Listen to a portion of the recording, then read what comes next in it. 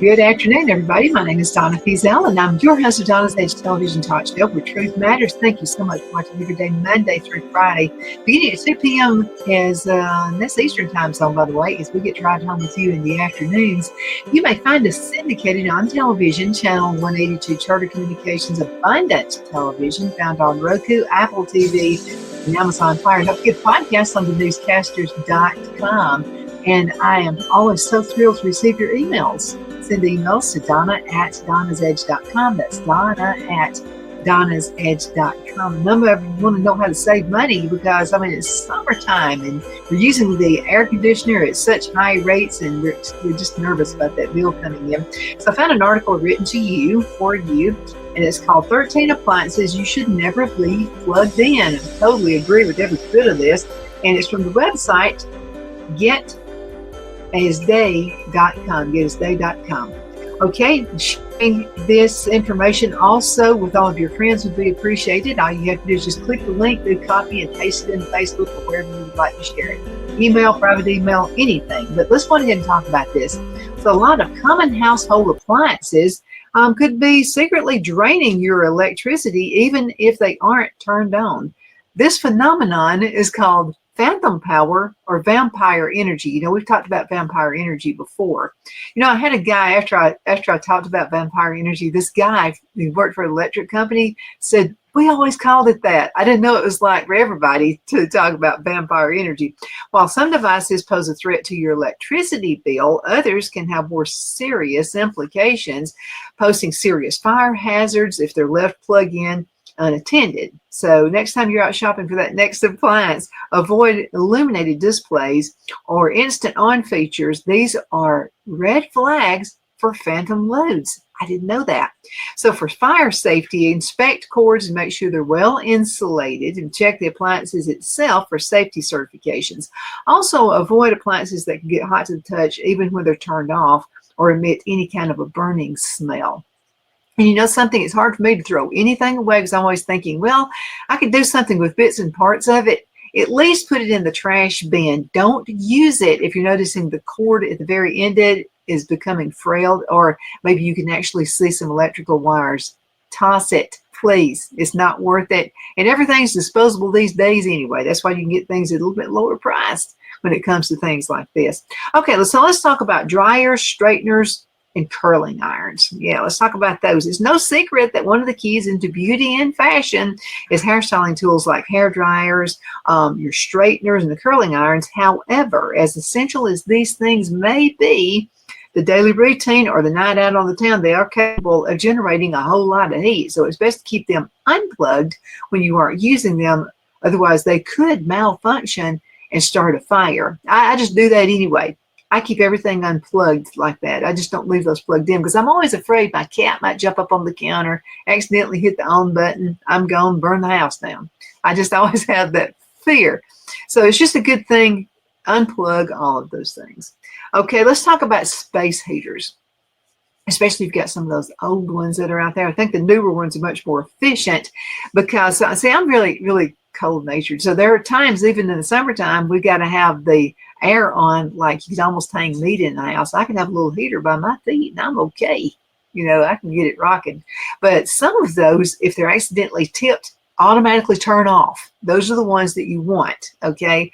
And got a cat running through the house, kittens especially get into everything. So again, if they tip it over, you don't have to worry about burning your house down. Even if you don't have wall-to-wall carpet, a lot of folks have rugs.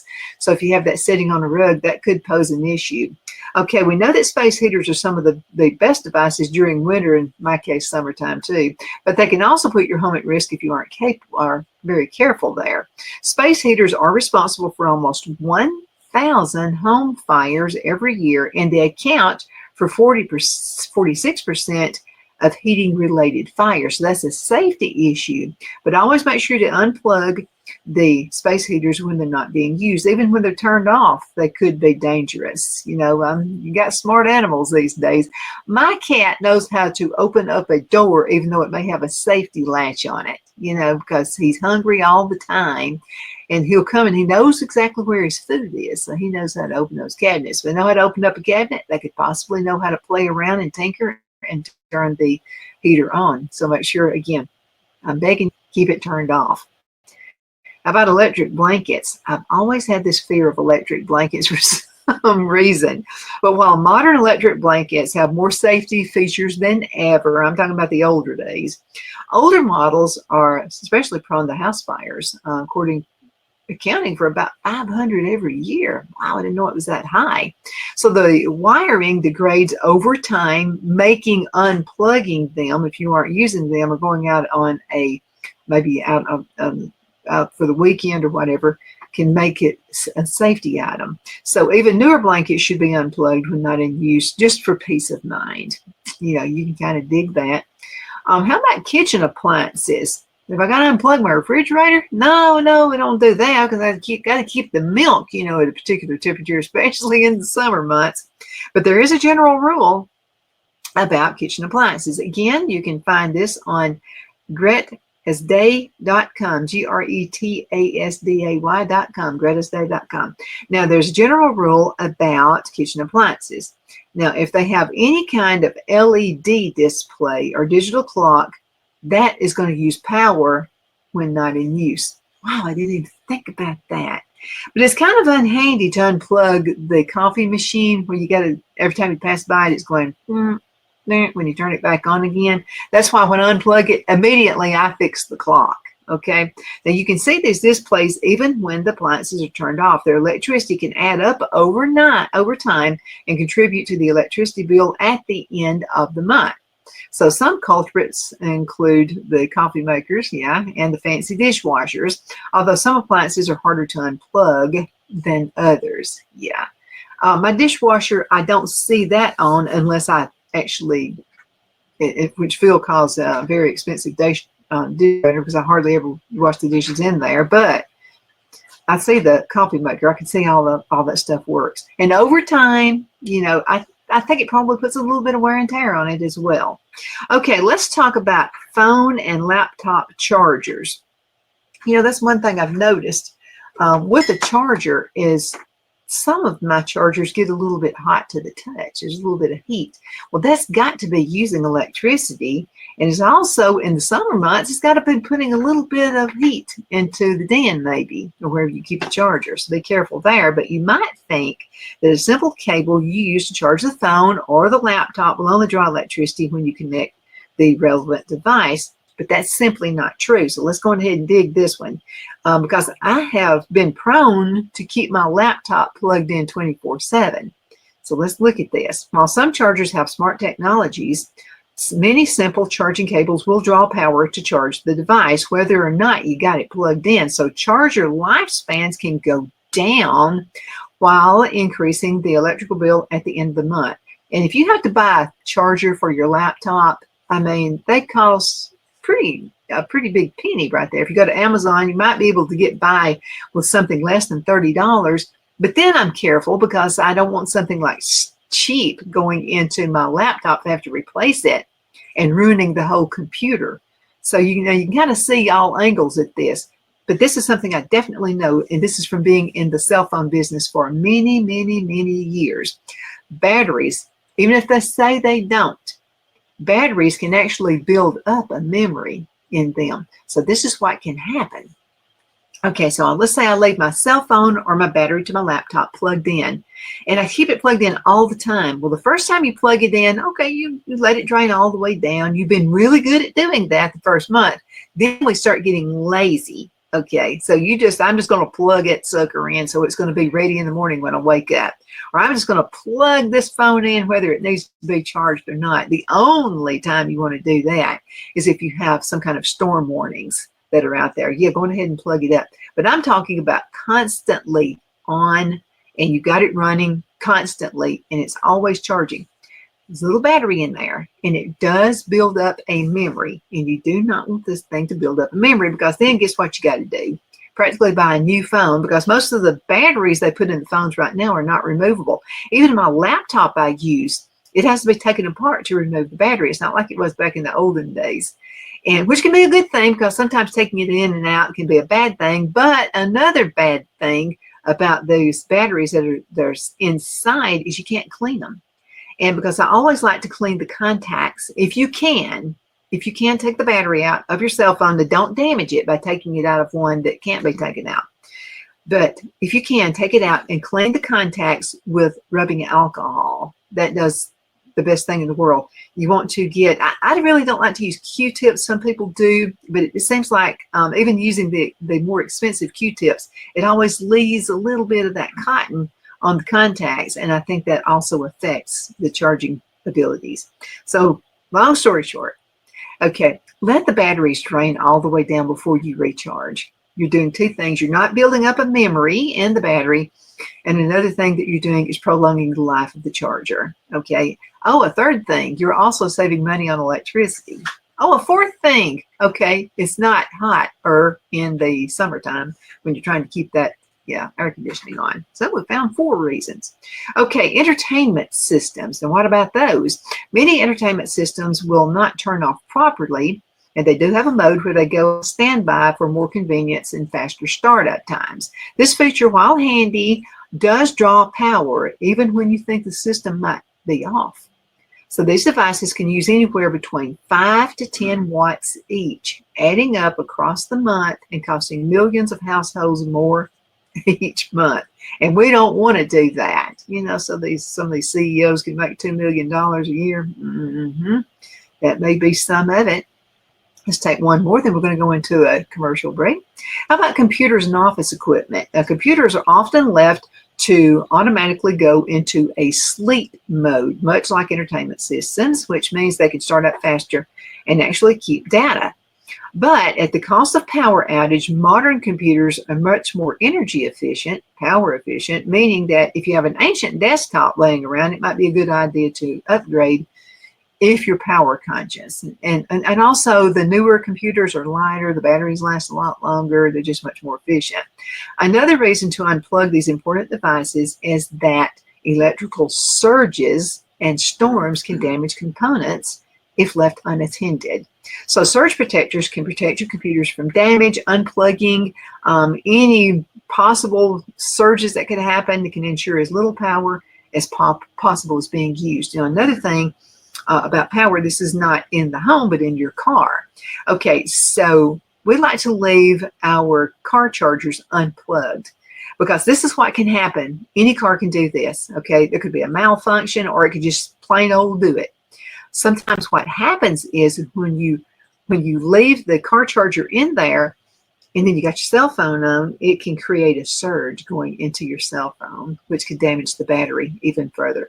So the best thing to do, unplug those two. I know it's a hassle because I'm always trying to find it. It's usually 9 times out of 10 is going to be under my car seat, so I got to go dig and find it. However, it's better than ruining the battery on your cell phone, which can cost you about $100 to replace, or a possible surge where you've got to actually replace the entire cell phone. That's not fun, and it does cost a lot of money to do that. Let's go into a commercial break, and I promise we're going to return in just a few minutes. Twin City Used Car Sales has been serving drivers in the Northeast Alabama area for years with a quality selection of late model used cars, SUVs, and pickup trucks. On top of our extensive selection and competitive prices, we offer professional auto financing services for used car buyers of all credit levels. Whether you've just begun your search or you're ready to secure your next vehicle, at Twin City Used Car Sales, you will drive away with the vehicle of your dreams. The sales and finance staff at Twin City Used Car Sales looks forward to serving you, and you can apply for financing online before your visit to our used dealership in Gadsden, Alabama. Check us out on the web at twincityusedcars.com or go by our location at 901 First Avenue, Gadsden, Alabama. We sincerely look forward to serving you.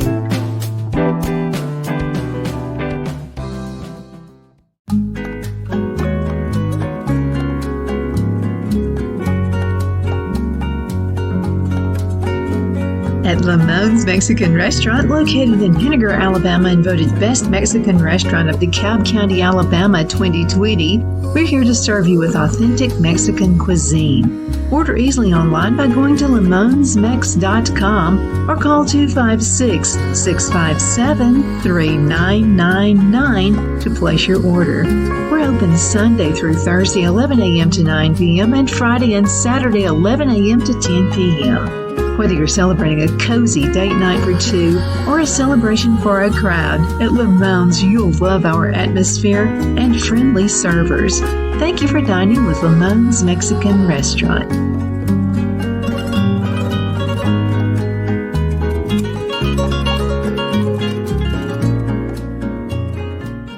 At Liberty Bank, we're all about community, whether it's to help with a charity fundraiser or help families in need. Toys at Christmas or a local football team, we're here for you. You see, we realize the importance of family. Sometimes it's to build a new home or necessary home repairs.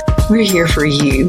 If you like the feel of a small town bank with all the conveniences of a big city bank, we're here to serve you. You will find us at any of our convenient locations in DeKalb, Marshall, Etowah, and Blount counties in North Alabama. You can call and speak with any of our friendly staff at 256-659-2175 or check us out on the web at libertybankal.com. And thank you for your support of our community. Member FDIC Equal Housing Lender.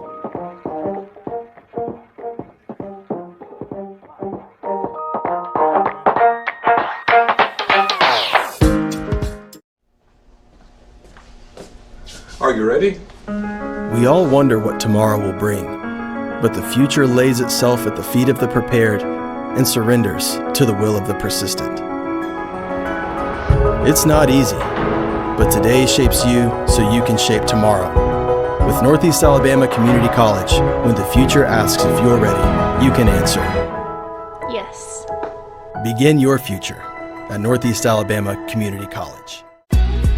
Donnas Designs offers a line of handmade memorial, wedding, and keepsake jewelry that launched back in 1970.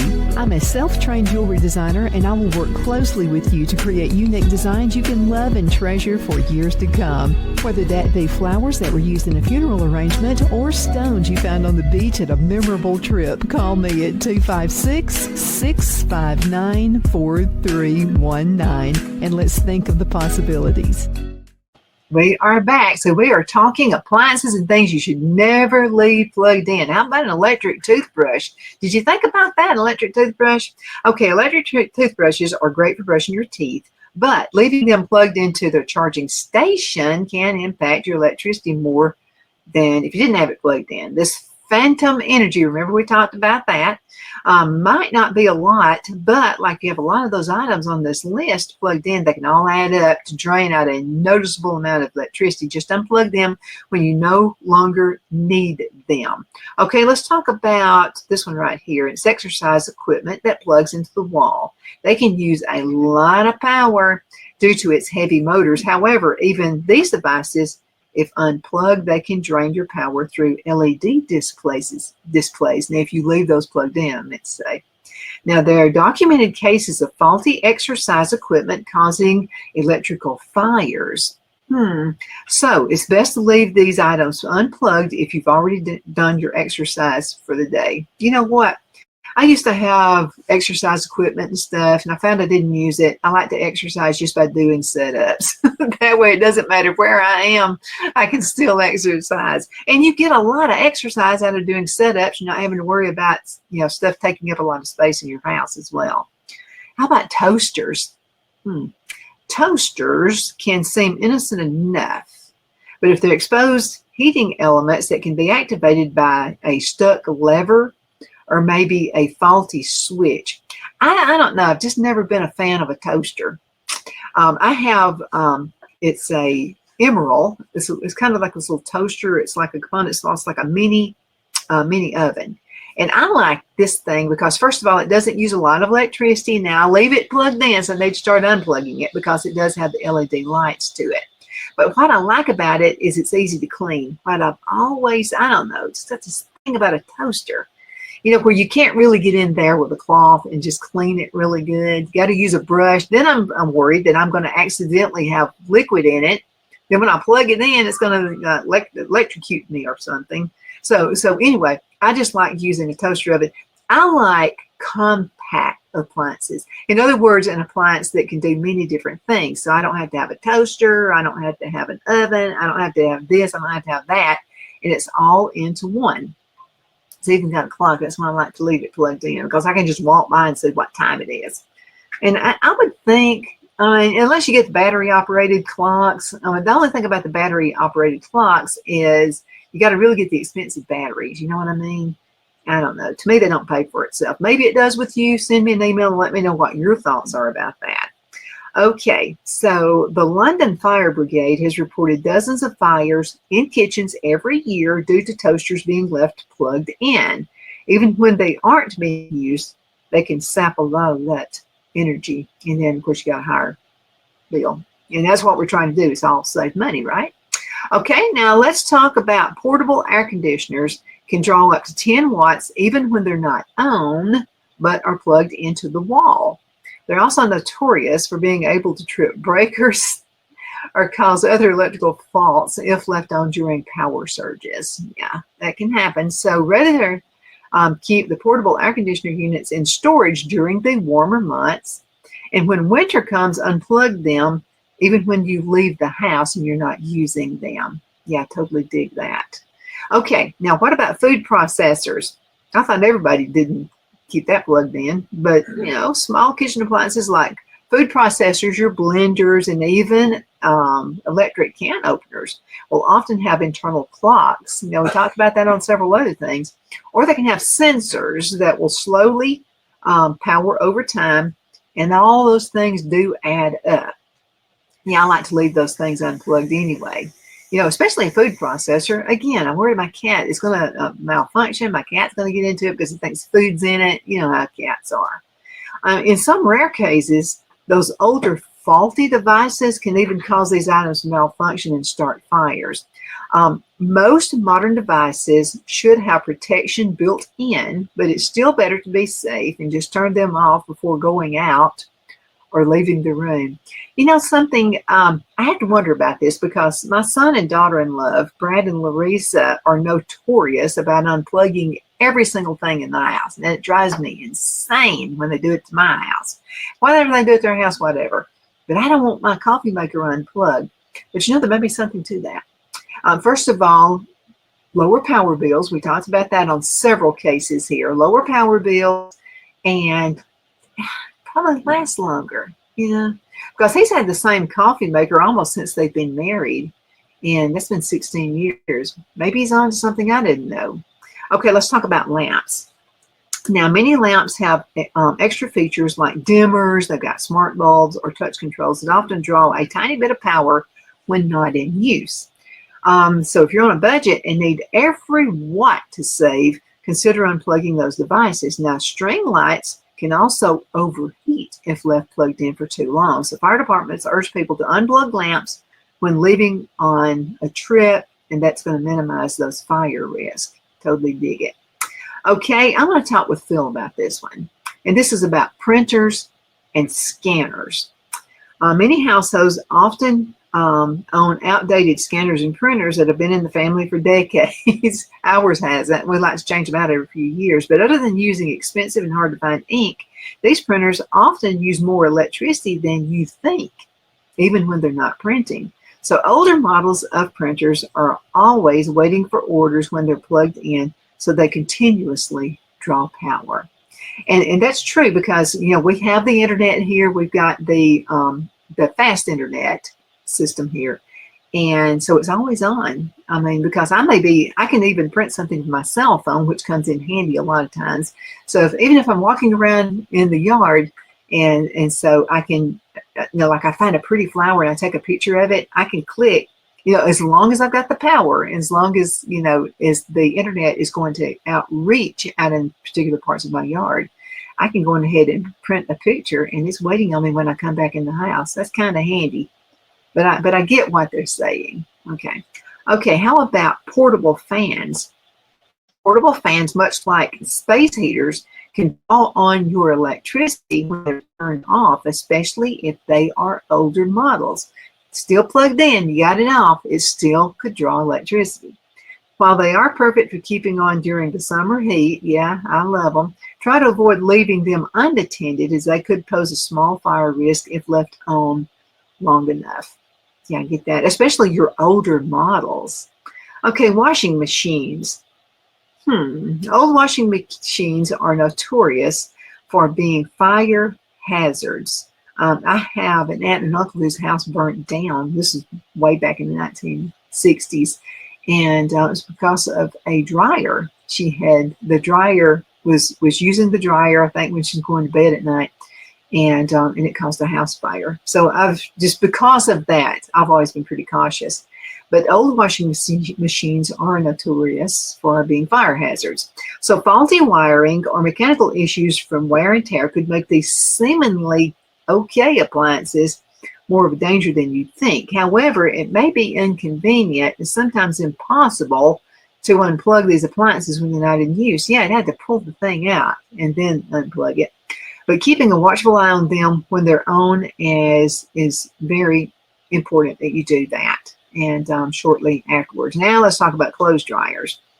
Okay, old and outdated clothes dryers can also have a similar problem to washing machines. Malfunctioning thermostats can lead to much more heat than you actually need, break the dryer, and maybe pose a fire hazard. So like the washing machine, it may not be easy to unplug these appliances, but being mindful of their age and reliability could save your house from burning down. And what about this? Let's think about this. It's not actually in the article, but if you have those surge protectors, used just in case, a lot of us keep multiple things plugged into those surge protectors. That would be kind of handy because all you'd have to do is just unplug that one thing. Yeah, okay, that's an idea. Okay, let's talk about deep fryers. Okay, I never really even one plugged in, but some kitchen appliances pose a greater risk of fires than others. So deep fryers used to be a common sight in countries like the UK, but they're kind of dying out. So in a world full of modern, more reliable appliances, the deep fryer is losing its place, and that could be a good thing because these appliances were once notorious for causing house fires. So if you still own one, be extra careful when using it and never leave it plugged in. Yeah, I get that. How about air fryers? I love my air fryer. I mean, this thing's like heaven sent. While air fryers haven't been around long enough to have a lot of data on them, it could be wise to clean any buildup of oil outside the inside of the outside before each use. So it's an overall good idea to unplug them, just like many appliances that have an easy to reach plug that'll save you some residual power consumption and just kind of keep us all from feeling paranoid. You know how we get sometimes. How about smart speakers? Many households in the United States have adopted smart speakers like Amazon Echo and Google Nest. But because of these speakers, they're always waiting on your next command. They're never really truly off. While the speakers don't use much power in standby mode, if you're trying to cut out every unnecessary cost, that could save you a few $100s in a year's time if simply unplugged. I agree with every bit of this. Thank you again so much for watching Donna's Edge Television Talk Show. Doesn't matter. You can find us on television, and it's syndicated on abundant television found on Roku, Apple TV, and Amazon Fire. You can also find us syndicated our podcast on the newscasters.com. That's the Newscaster Studio, and we appreciate you doing that as well. Also, continue sending emails. That's why we're watching this show right now, because one of our listeners said, let's talk about appliances in the home and how that can actually use a lot of electricity. So we did, and I want to thank you, Trina, for doing that. You can continue sending emails. I can use your name or not. Donna@DonnasEdge.com. That's Donna@DonnasEdge.com. Again, thank you so much for watching.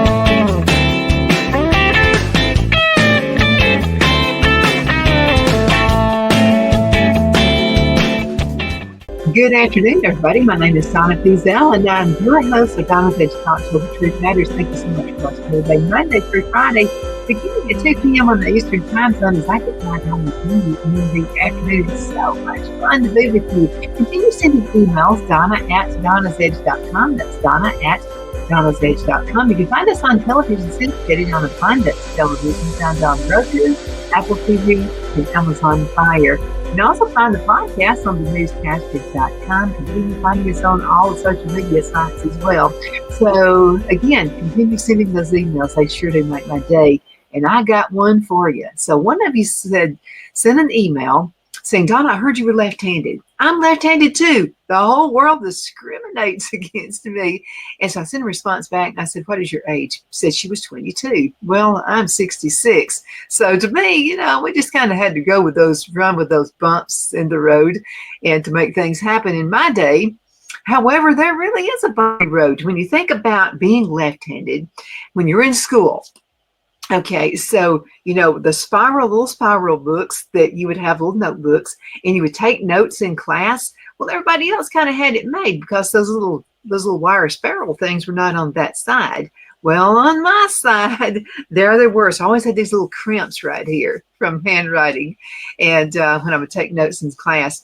But something, it's okay. You can learn to live with things like that. But there are also some really, really wonderful advantages to being left-handed. And we're going to talk about some of those in just a few minutes. But before we get to that, scientific findings about folks who are left-handed. Let's look at this really short video. We'll be right back in just a minute. Every day in her Brisbane studio, Dee Gillette Cox creates breathtaking works of art by doing something she would never have dared to do as a child, using her left hand. When I was a wee girl in primary school, it was apparently a heinous, hideous, evil thing to be left-handed. So what they would do when I was caught using my left hand to write or the like, I'm 5. What was I doing? Drawing things? I don't know. But I would have to stand on top of my desk and then they would beat the back of my legs with a wooden ruler to punish me. I remember bleeding from being hit so hard, and I remember the humiliation. And I was 5, so I super remember being scared that I'd pee my pants while I was standing on that desk being smacked. It was horrible. It was truly traumatisingly horrible. It's hard to believe today, but until about 50 years ago, this sort of treatment was common for left-handers all over the world.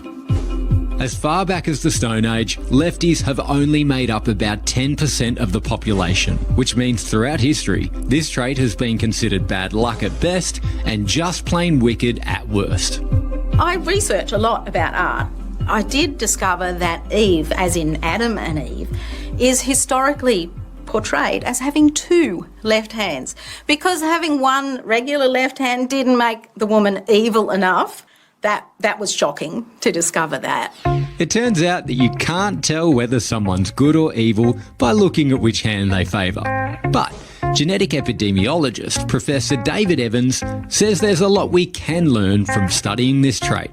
Whether you're right or left-handed is correlated with what's going on in the brain. So, for example, people who are right-handers are much more likely to be very lateralized in terms of their brain function and have their language centers in the left hemisphere. Whereas individuals who are left-handed, it's more likely that they have less lateralization and you have language in both hemispheres rather than just the left.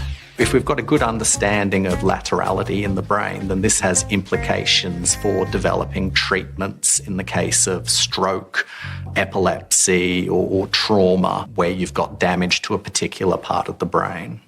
In 2020, Professor Evans and his colleagues at the University of Queensland collaborated with the QIMR, Berghofer Medical Research Institute, to conduct the largest study to date into the genetic factors that determine handedness. We found 41 genes which were associated with being a left-hander and 7 genes that were associated with being ambidextrous. So the reason why that's significant is that nobody knows what causes left-handedness. So if we can find genes that are involved in somehow determining whether someone is left-handed or not, that provides us with clues as to the underlying biology of why people become left-handers.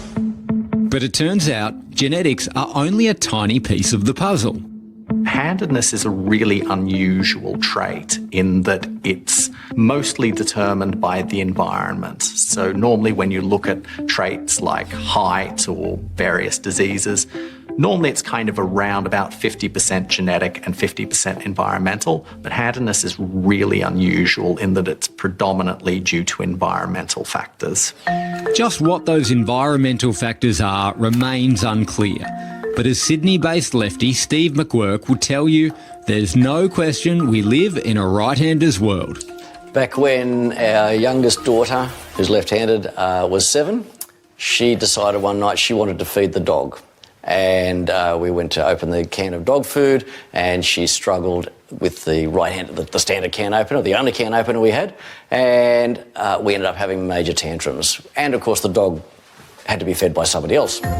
Steve's fruitless search for a left-handed can opener inspired him to start up his online business, Lefties, Australia's only retailer of left-handed products. So the most popular product group that we have is scissors.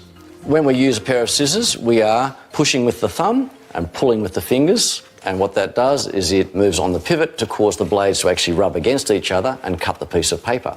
If you're using the wrong scissors in those hands, then it causes the blades to splay apart and they don't cut. Since starting up in 2003, Steve's little family business has grown to stock over 300 products, including left-handed veggie peelers, garden tools and measuring jugs. But he reckons most right-handers would be surprised at just how many other everyday items aren't left-hand friendly. Well, where do you start? The turnstiles at the train station, you know, when you put your Opal card, that's the right hand. The microwave oven, the FPOS machine, if you're swiping your card, the swipe slot is on the right-hand side of the keypad. Chainsaws and circular saws, the whippersnipper and the lawnmower, the zip pull on those, power drills, all those sorts of things, they're all set just for the right-hander. Despite the many little challenges, Steve couldn't be prouder to be part of this exclusive club. After all, he's in pretty good company.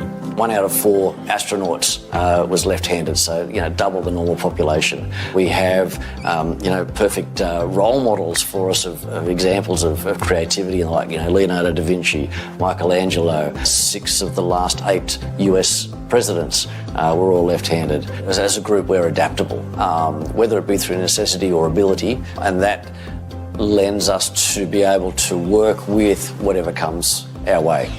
I wish I could get those old teachers who beat me for being left-handed, my sewing teacher who would look at my work that had 4 dodgy right-hand stitches from when she was watching me and 7 good left-handed ones for when her vision was elsewhere. All of them, I'd like to line them all up and go, right, everybody, excuse me, do you see what the hand does now?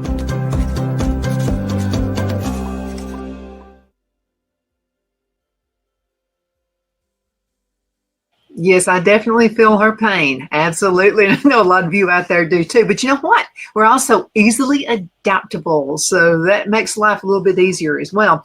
On psychologytoday.com, I found another really good article.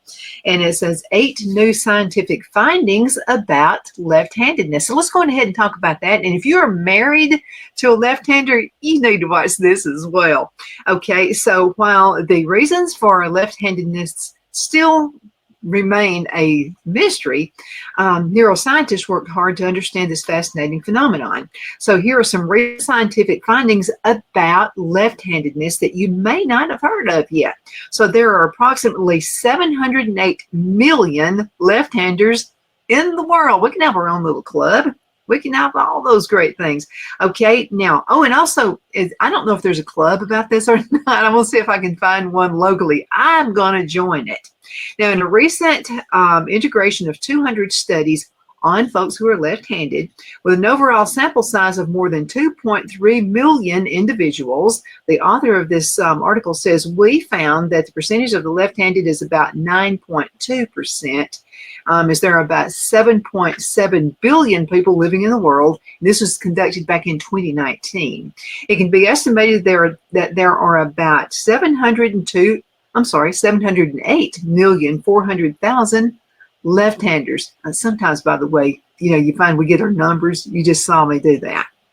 Now, men are more likely to be left-handers than women are. So an analysis of 144 studies on folks who are left-handed, total sample size was 1,787,629 folks. Those individual participants showed a 2% increase of left-handedness in men compared to women. Now, the reason for this are not well understood, but hormonal or maybe societal factors might play a role in that. Something else I found pretty interesting too is that dogs and cats can be left-handed. Didn't know that. Never had a pet that I noticed that was left-handed. Maybe you need to pay more attention. I'll check with the bees each one and see what they do. Did you know that humans not only are the only species that shows left-handedness in a recent meta-analysis? This is a statistical integration of many different scientist studies. They're all together on this. Of paw preferences in cats and dogs, they could show that about 36% to 46% of cats were left-pawed. In dogs, 31 versus 53% were lefties. Dogs and cats. Okay, this shows that the development of left-handedness is not something that is typical just for humans, but can be observed in other species too. However, the low percentage of left-handers, about 10% in humans, seem to be specific for us, as this rate is typically higher than non-human animals. This is what I wonder. Because as a kid growing up, of course, I was left-handed. And so sometimes mother would take the crayon out of my left hand and put it in my right hand. I never caught on. Dad finally said, leave her alone. She's left-handed. Don't worry about it anymore. There's no reason to worry. And some kids, though, did turn from left-handed to right-handed because of that. So I think that percentage is much, much higher than 10%, but who knows? Okay, let's look at number 4, and then we'll go into a commercial break. Left-handers often win at sports since their actions are more surprising to their opponents. I think that's the gig, because I remember playing baseball, neighborhood full of boys, no girls, and so I would play baseball with the boys.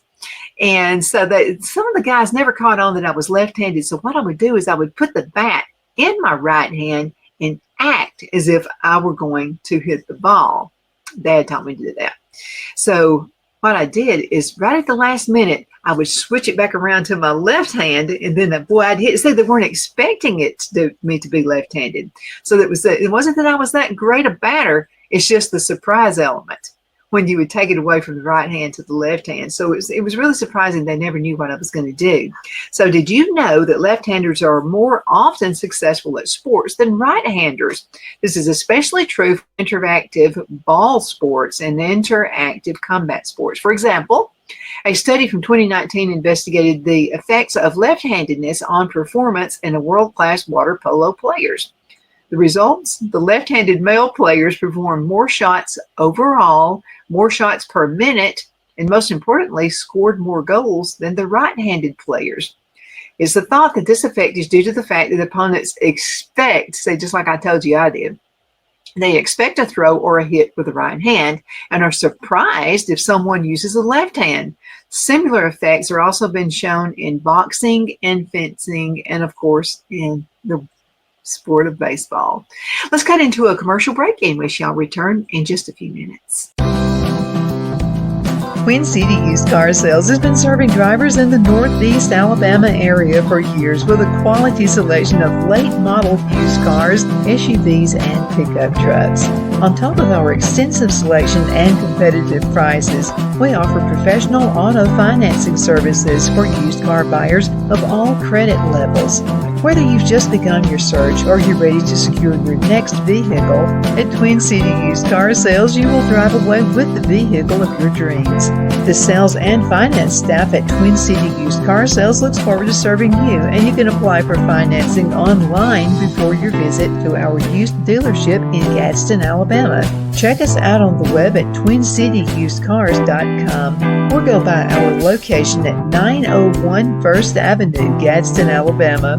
We sincerely look forward to serving you.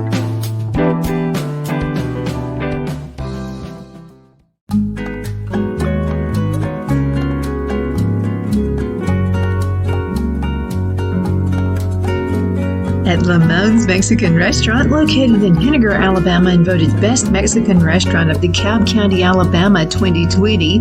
We're here to serve you with authentic Mexican cuisine. Order easily online by going to limonsmex.com or call 256-657-3999 to place your order. We're open Sunday through Thursday, 11 a.m. to 9 p.m. and Friday and Saturday, 11 a.m. to 10 p.m. Whether you're celebrating a cozy date night for two or a celebration for a crowd, at Lamone's you'll love our atmosphere and friendly servers. Thank you for dining with Lamone's Mexican Restaurant.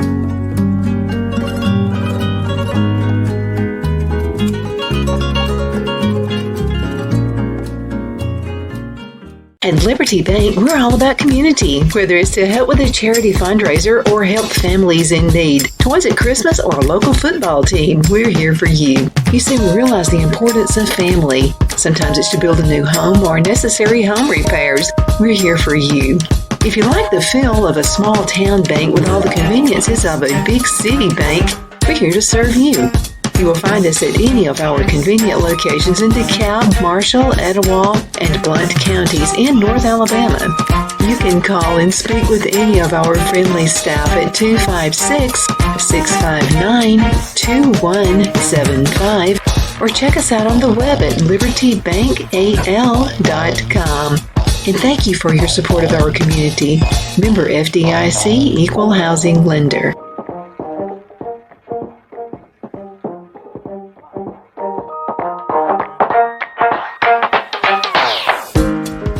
I'm excited to announce our Christmas extravaganza is finally here. Get this season's flannel sheets for as low as $59.98. They won't last long, so get them while you can. Our famous My Slippers, they haven't been on sale for over a year. Regularly $119.98, now only $59.98. Our 6-piece towel sets are back in stock with extremely limited quantities, only $29.98. With hundreds of MyPillow products, there's something for everyone on your Christmas list. Bathrobes, duvets, quilts, down comforters, and so much more. So go to MyPillow.com or call the number on your screen. Use your promo code to save on all MyPillow products. For example, flannel sheets for as low as $59.98, or our 6-piece towel sets, just $29.98. But that's not all. I'm extending our 60-day money-back guarantee until March 1st of 2025. Plus, all orders over $75 or more ship absolutely free. The only place I buy my beef is Lone Tree Ranch in Collinsville, Alabama. Their cattle is born and raised on their ranch, grass and grain-fed, and you can feel confident when you serve your family and friends because their beef is all natural and no antibiotics or hormones are added. You can buy whole beef or perhaps go in with family or friends and buy half. Their customer service is number one as they take care of the delivery to their local processor and can deliver to your home for a small added fee. They also offer herd replacement heifers. I always call Lone Tree Ranch in Collinsville, Alabama for my beef specialty recipes and cookouts, and you can too. Food shortages are increasing, so buy local by calling 256-523-6462. That's 256-523-6462.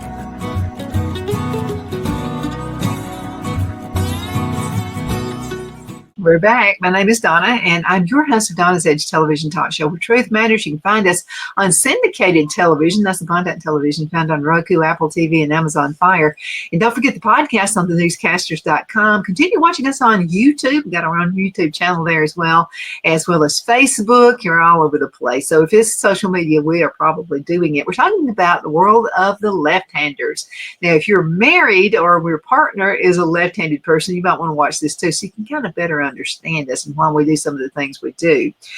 Now, number 5 says genes play a role for left-handedness. This is and you can find this on the internet at psychologytoday.com. psychologytoday.com. So let's find out what they're talking about. So in 2019, scientists from an institute, the Max Planck Institute in the Netherlands, conducted the biggest study on the genetics of left-handedness so far. They found that a small number of genes play a role in the development of left-handedness. Among them, MAP2, that's the microtubule associated protein 2, a gene that is crucial for the development of nerve cells in the brain. And if this topic interests you, you can find it. Now, this is why I want you to look at the website, because there is a blog post on left-handedness that you can click. psychologytoday.com. I find it interesting because I actually have a cousin on dad's side of the family, and he was firstborn like I was, and so he's also left-handed. And then I think a couple more people, a couple of aunts, uncles, were left-handed as well. But it did not really run rampant in the family, but it did have some association of the family. Now, number 6, different early life factors influence left-handedness. But genes are not the whole story. So another Dutch study, and this is from a 2019, showed that different early life factors also influence whether we become left-handed or a right-hander. Now, these factors include the year and location of birth, suggesting that cultural effects might play a role, like your societies change their attitudes towards left-handers. Yeah, there was a time back in the old countries that you were considered, oh man, and some places thought you were maybe an evil. They thought you were a witch. They thought you were a warlock, all this weird stuff, handed. I'm glad we don't live in that world right now. Moreover, left-handedness was influenced by birth weight, being part of the multiple births, season of birth, breastfeeding, and sex. So if you want to know more about those factors, you can also find that in the blog post on psychologytoday.com, psychologytoday.com. Now, number 7 tells us that at 3 years of age, handedness is determined in most, but not all children. So I asked my parents about that one. When did you first find out I was left-handed? And so both remembered me falling down. When I would fall down, I would reach my left hand first instead of my right hand. Because you're trying to walk, kids are always going to fall. But they did notice that. They also noticed I would pick up toys with my left hand before I did my right hand. And this is before I was 2 years old. So, I guess it just happens different times in your life. Okay, we've still got good time. Okay, now at 3 years of age, a study using the home handedness questionnaire, this is HHQ in preschoolers, 3 years of age, found that most of the children were right-handed.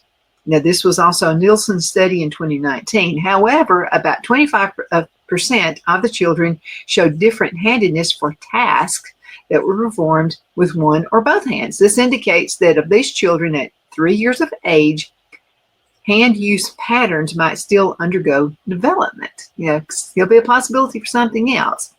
Did you know that there is also left-footedness? I need to pay attention to that. Okay, so using our hands is not the only form of motor extremity that humans show. There's also footedness.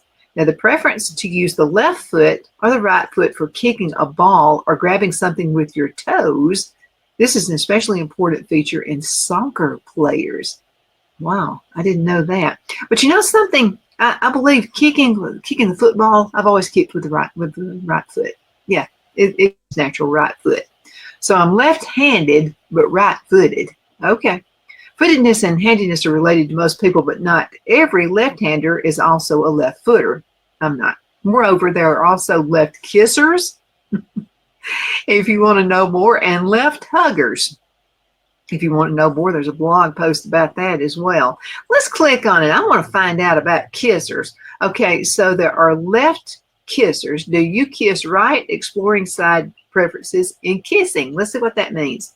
When we kiss someone on the lips, we usually turn our heads either to the left side or to the right side in order to prevent bumping noses with our partner. Interestingly, the side to which we turn our heads is anything but random, so most people turn their heads to the same side every time they kiss.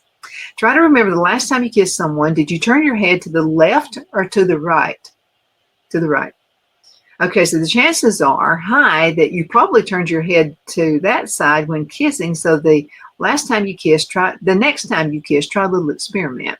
So instead of turning your head to the usual side, try turning it to your non-favored side and find out how that feels. Okay, the experience is, of course, highly individual. Most people would say it felt awkward, weird, or even simply wrong. Okay, so the head turning preference during kissing is it's been investigated in a number of scientific studies. First was from a 2003 study in Germany, where the researcher observed kissing couples in public places, such as international airports, large railway stations, beaches, and parks in the United States, Germany, and in Turkey. The result? Most of us are right kissers. Okay, that way it's not awkward. Okay, so overall, 64.5% of couples turn their heads to the right, and 35.5% turn their head to the left. Now, this roughly is a 2.1 ratio, which is also observed in kissing studies in different cultures. Okay, important. This is kind of interesting here, don't you think? Okay, so importantly, it takes two people to kiss, of course. But what happens when two people want to kiss to have opposing head turning preferences? It's been shown that social pressure can lead to an alignment of head turning preferences during kissing in such situations. Now, a French study, the French kiss, tested whether social pressure could affect the head-turning preference by observing kissing on the cheek as a greeting in 10 French cities. You know, some folks have that culture. For their observations, the researchers chose locations where people frequently met and greeted each other, such as entrances at universities, restaurants, at lunchtime, maybe the fountain of the main square in the evening. Now, they observed more than 5,000 kisses with individuals using one to three kissings at a greeting. Now, the researchers found then an interesting result. So in each city, the large majority of individuals started to kiss on the same side. But this side was not the same for all cities. Now, in 7 cities, throughout Germany, people started with kissing the left cheek of the person, turning their own head to the right. However, in 3 cities, they started to kiss the right cheek, turning their own head to the left. This shows that people tend to align their kissing preferentially with the majority of the people with whom they interact with. Presumably to avoid an awkward situation like bumping noses. Yeah, that would be kind of awkward. Unless you want to do the Eskimo kiss, then you'd have that going. Now, while this has been investigated for romantic kisses between couples, it is conceivable that one partner might align their kissing preference based on the social pressure to avoid awkward situations with the partner. Yeah. Now, so why do we prefer to turn our heads to one side during kissing? I just never really thought about that, but it's interesting. The answer might be somewhat surprising because the head turning during kissing is not the only one that we show. In fact, head turning can be already observed at an early age, maybe right after birth. I mean, who kisses you all the time? Your grandparents, you know, they're always kissing on you. In fact, when a baby is placed on his or her mother's belly, most show a consistent preference to turn their head to one side. In a recent study, it was shown that about 77% of babies have a right turn preference.